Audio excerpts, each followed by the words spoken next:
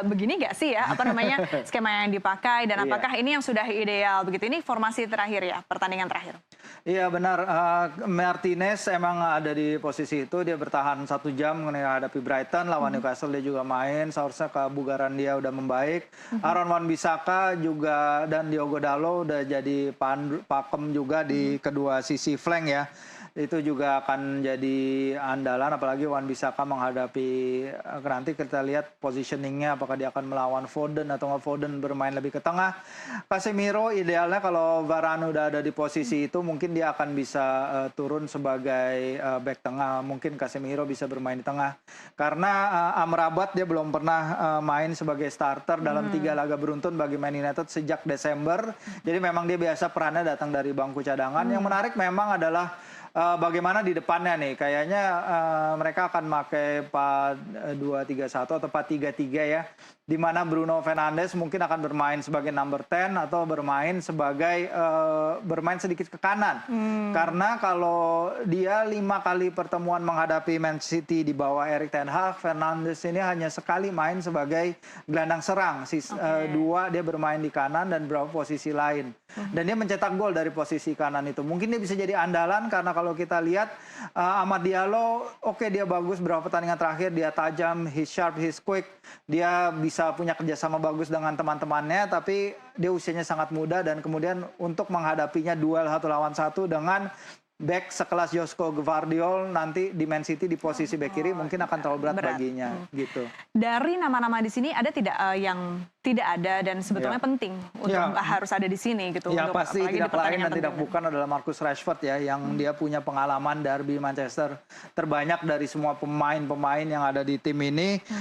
Dia juga udah mencetak 6 gol di derby Manchester, 2 diantaranya adalah gol-gol kemenangan. Jadi kehadirannya tentu akan sangat krusial bagi Man United hanya kalau dia bisa menampilkan performa terbaiknya, karena kita tahu Rashford yang ini bukan Rashford yang musim lalu, yang 2 musim lalu di mana dia bermain bagus.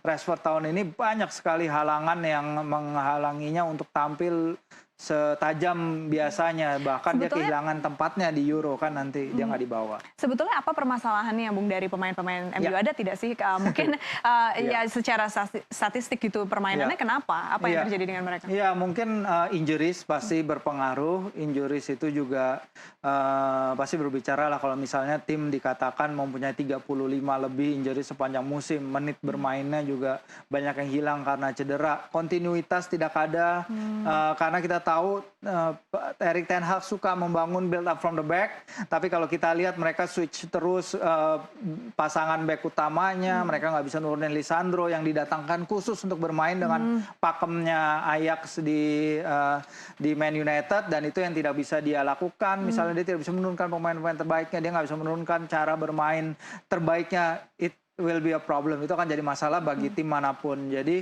building dari belakang dengan suatu set filosofi yang Ten Hag punya itu nggak mudah, diperparah oleh pemain-pemain yang dia nggak bisa turunkan di laga ini. Dan pemain yang dia beli pun sebenarnya juga gagal ya kalau kita bisa lihat. Jadi apakah maksudnya strateginya dia nggak cocok dengan pemain yang ada? Sehingga Dia tidak bisa diterapkan. sebenarnya sedang dalam berupaya untuk membenahi tim ini dengan mendatangkan pemain-pemain yang dia pilih ya, yang dia pilih seperti Onana, Amrabat, pemain-pemain yang dia udah tahu, Anthony, si Mason Mount. Tapi ya itu tadi, Mason Mount cedera dan hampir nggak memberikan dampak kalaupun main. Anthony kita tahu untuk 89 jutaan pound dia itu pemain yang udah kehabisan ininya ya, mbaknya sampai ketawa lihat melihat penampilan Anthony sekarang itu udah jauh banget dari harapan.